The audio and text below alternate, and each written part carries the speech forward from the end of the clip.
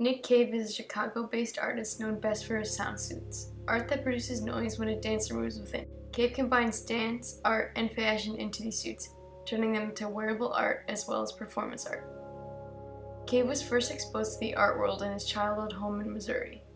Being the youngest of 7 boys, Cave had to learn how to sew and repair the hand-me-downs he'd received. This process exposed him not only to sewing and fabrics as a medium, but also to the idea of creating from something old and discarded. It was not until later in life, though, that he would first come up with the idea of the sound suit. The idea of the sound suit came to Cave when he was sitting at a park bench back in 2006. He noticed a twig on the ground in front of him. He thought about how that twig itself was discarded and unwanted. With this in mind, Cave began to collect twigs around the park and shape them into a sculpture. Initially, he did not plan to create a sound suit, but then he wondered what would happen if he wore the suit of twigs. Upon putting on the suit, he noticed that when moving, the suit made a unique set of noises as the twigs hit one another. Cave also noticed that he felt his personality shift inside the suit. The character of the suit was taking over his normal mannerisms, changing him as a person.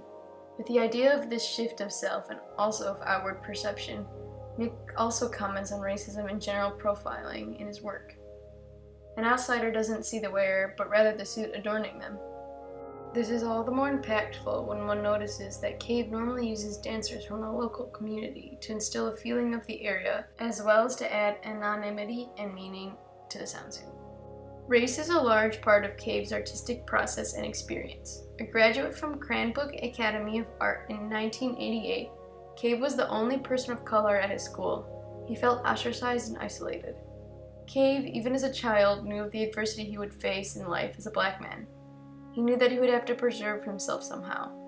The sound suit is a response to this idea of distancing and protecting oneself.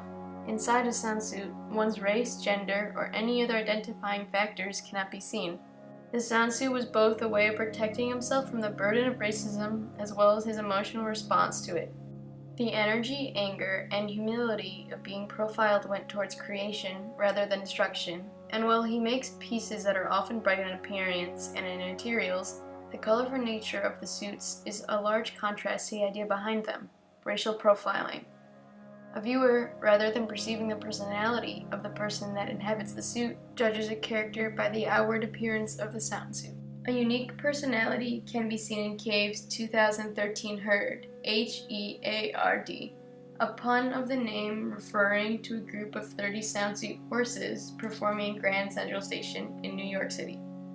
Each horse, made of mostly raffia, is unique in detail, color, and personality. The suit's materials are also a callback to African-style dress. The performance's goal is to create a calmness in the fast and cacophonous train station, as Cave wishes to disrupt the rush and stressful lives of working Americans with something beautiful and intriguing. Inside the suits, 2 dancers combine to form a single horse. At 2 points in the day, the 60 dancers would perform. The partner dancers would have to work hard together to portray the personality of their assigned sound suit. Cave, with a background in dance, and William Gill, a choreographer, worked together to create the performance. While he is best known for these dancing suits, Nick Cave's work is stagnant in a museum, save for a projection of the suits in motion. While the sound suit is different in this environment, the intricate works of pieces is powerful enough for them to remain artwork all on their own. His sculptures, too, are powerful. This can be demonstrated in Cave's exhibit, Made by Whites for Whites, which showed in Jack Shemane's gallery in 2014.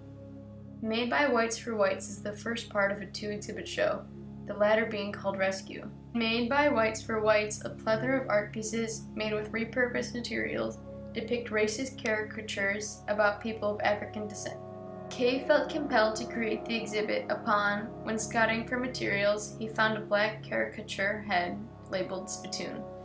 The hatred of the piece shocked Cave, and he began to collect the worst of these mass-produced, kitsch yet grotesque items that popular historical memory often wishes to erase. One piece is Seasick, a work made of multiple, normally considered breathtaking, white-sailed, romantic European ship paintings surrounding the head of a black caricature. The paintings are also cheap mass productions, further commenting on the world's history. The viewer is reminded of how something often seen as beautiful has terrible implications and a terrible history.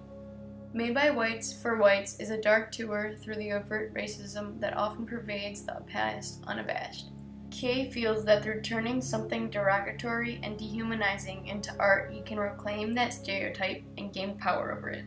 The exhibit addresses the viewer on how they feel about what Cave has come to call consumer racism.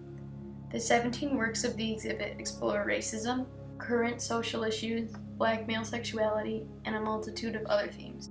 Cave's art is impactful not because of his use of bright colors, but rather the meaning and dedication that goes into each piece.